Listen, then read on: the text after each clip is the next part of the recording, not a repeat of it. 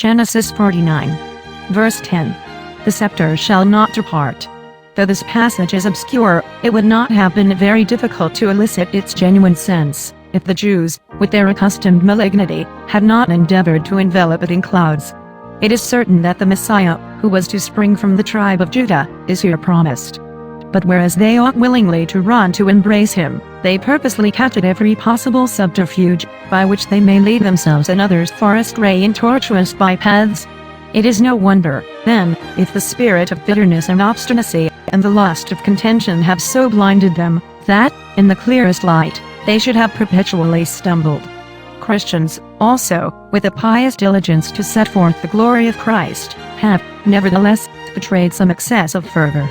For while they lay too much stress on certain words, they produce no other effect than that of giving an occasion of ridicule to the Jews, whom it is necessary to surround with firm and powerful barriers, from which they shall be unable to escape. Admonished, therefore, by such examples, let us seek, without contention, the true meaning of the passage. In the first place, we must keep in mind the true design of the Holy Spirit, which, hitherto, has not been sufficiently considered or expounded with sufficient distinctness. After he has invested the tribe of Judah with supreme authority, he immediately declares that God would show his care for the people, by preserving the state of the kingdom, till the promised felicity should attain its highest point. For the dignity of Judah is so maintained as to show that its proposed end was the common salvation of the whole people. The blessing promised to the seed of Abraham, as we have before seen, could not be firm, unless it flowed from one head. Jacob now testifies the same thing, namely, that a king should come, under whom that promised happiness should be complete in all its parts. Even the Jews will not deny, that while a lower blessing rested on the tribe of Judah, the hope of a better and more excellent condition was herein held forth. They also freely grant another point, that the Messiah is the sole author of full and solid happiness and glory. We now add a third point, which we may also do, without any opposition from them.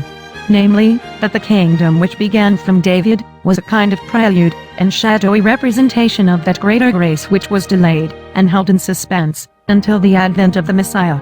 They have indeed no relish for a spiritual kingdom, and therefore they rather imagined for themselves wealth and power, and proposed to themselves sweet repose and earthly pleasures, than righteousness, and newness of life, with free forgiveness of sins.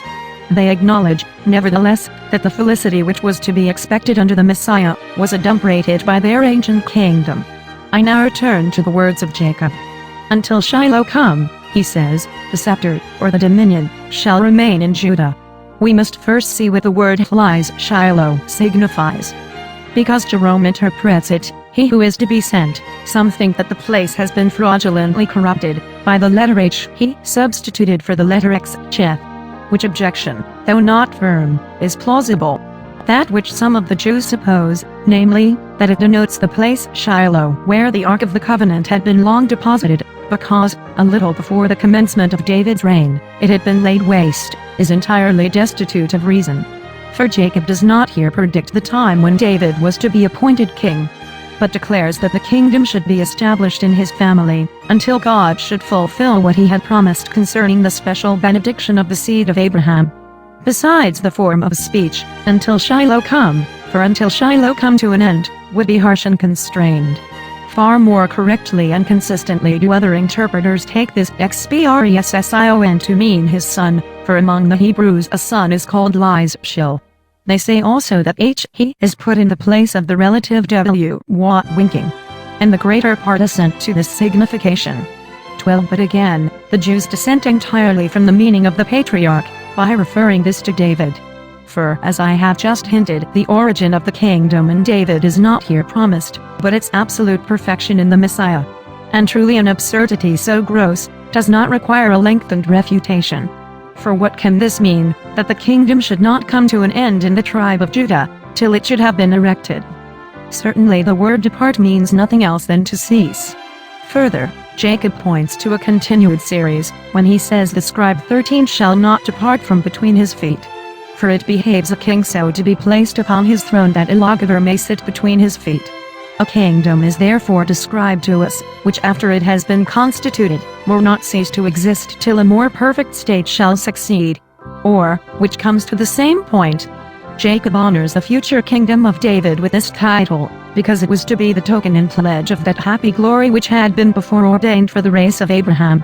In short, the kingdom which he transfers to the tribe of Judah, he declares shall be no common kingdom, because from it, at length, shall proceed the fullness of the promised benediction. But here the Jews haughtily object, that the event convicts us of error. For it appears that the kingdom by no means endured until the coming of Christ, but rather that the scepter was broken, from the time that the people were carried into captivity. But if they give credit to the prophecies, I wish, before I solve their objection, that they would tell me in what manner Jacob here assigns the kingdom to his son Judah. For we know, that when it had scarcely become his fixed possession, it was suddenly rent asunder, and nearly its whole power was possessed by the tribe of Ephraim. Has God, according to these men, here promised, by the mouth of Jacob, some evanescent kingdom? If they reply, the scepter was not then broken, though Rehoboam was deprived of a great part of his people, they can by no means escape by this cavil. Because the authority of Judah is expressly extended over all the tribes, by these words, thy mother's sons shall bow their knee before thee. They bring, therefore, nothing against us, which we cannot immediately, in turn, retort upon themselves. Yet I confess the question is not yet solved. But I wish to premise this, in order that the Jews, laying aside their disposition to calumniate, may learn calmly to examine the matter itself, with us.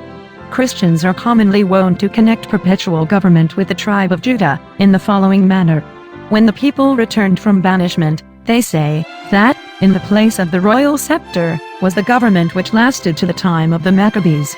That afterwards, a third mode of government succeeded, because the chief power of judging rested with the 70, who, it appears by history, were chosen out of the regal race. Now, so far was this authority of the royal race from having fallen into decay, that Herod, having been cited before it, with difficulty escaped capital punishment, because he contumaciously withdrew from it.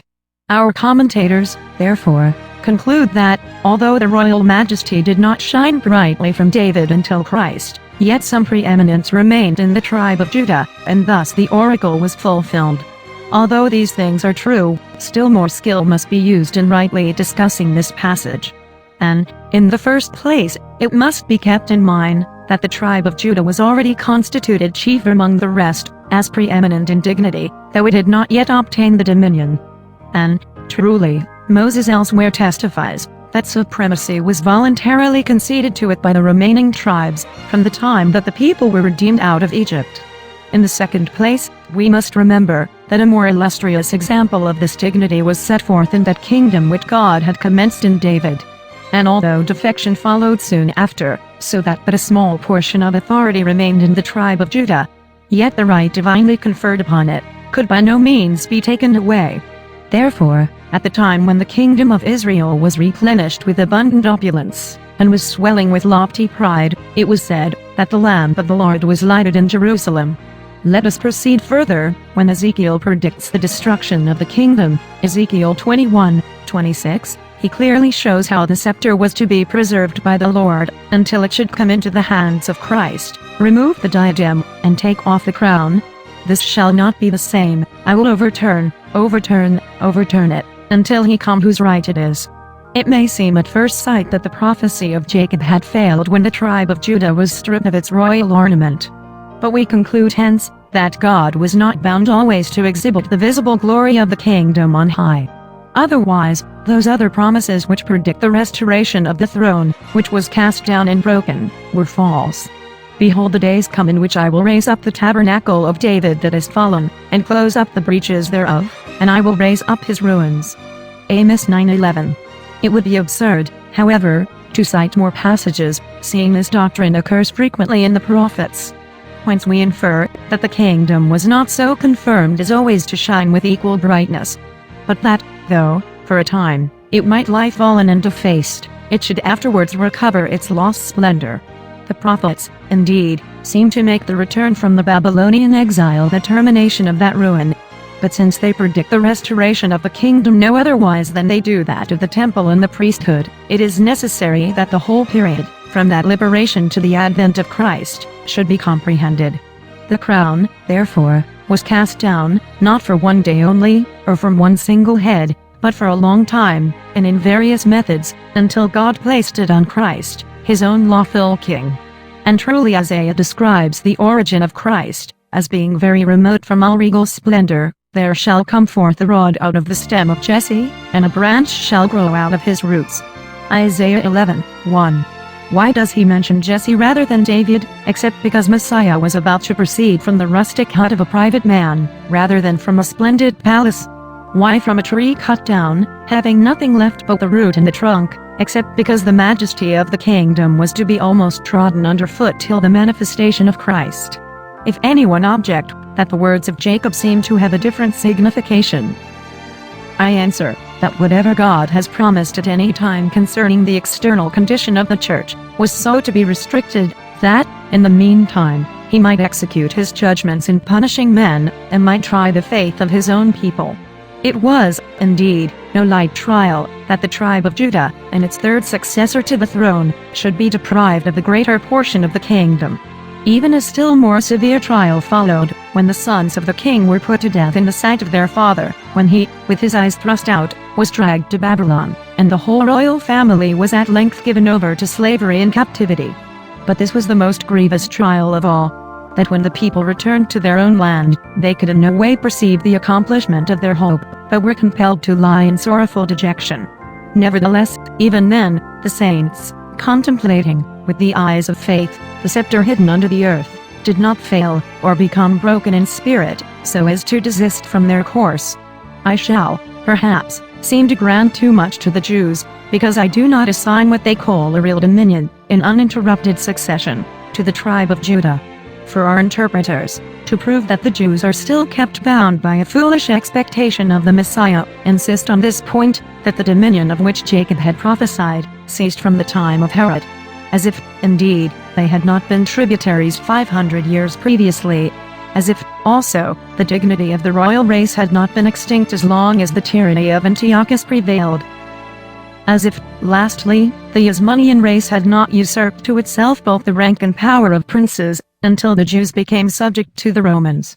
And that is not a sufficient solution which is proposed. Namely, that either the regal dominion, or some lower kind of government, are disjunctively promised, and that from the time when the kingdom was destroyed, the scribes remained in authority. For I, in order to mark the distinction between a lawful government and tyranny, acknowledge that counselors were joined with the king, who should administer public affairs rightly and in order. Whereas some of the Jews explain that the right of government was given to the tribe of Judah, because it was unlawful for it to be transferred elsewhere, but that it was not necessary that the glory of the crown once given should be perpetuated. I deem it right to subscribe in part to this opinion. I say, in part, because the Jews gain nothing by this cavil, who, in order to support their fiction of a Messiah yet to come, postponed that subversion of the regal dignity which, in fact, long ago occurred.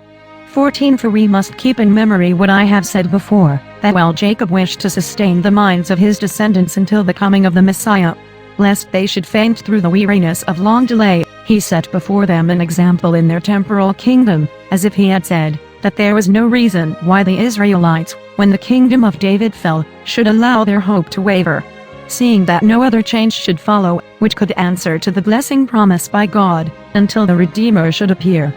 That the nation was grievously harassed, and was under servile oppression some years before the coming of Christ happened, through the wonderful counsel of God, in order that they might be urged by continual chastisements to wish for redemption.